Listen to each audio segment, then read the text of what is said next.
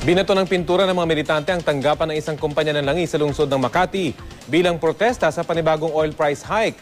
Ang mga kamera ng ilang taga-media tinamaan ng pintura.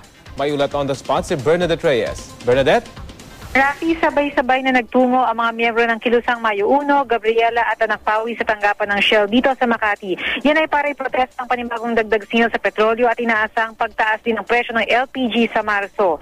Nambato ng paintball ang mga demonstrador pero hindi lang gusali ng Shell ang napuruhan, kundi maging mga miyembro ng media na nag-cover. Ang photographer nga ng Agence France Press na si Noel Celis hindi na makakuha ng litrato dahil napuruhan ng pinta ang lente ng kanyang kamera.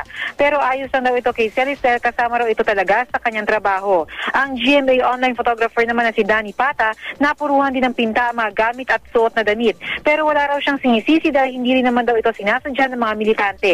Humingi naman ng paumanhin ng mga lider ng mga militanteng grupo. Pero sana raw tutukan pa rin ng media ang tungkol sa patuloy na pagtaas ng presyo ng petrolyo, lalo't ngayong araw nagtaas na naman ng 50 centavos per liter ang gasolina at diesel ng Phoenix Petroleum at Eastern Petroleum. Kailangan na raw umaksyon ng pamahalaan lalo't apektado na rin ang iba pang bilihin gaya nila ng LPG na napapabalitang tataasin ng presyo sa darating na Marso.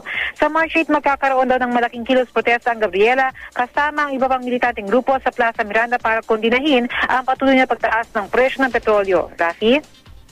Maraming salamat, Bernadette Reyes.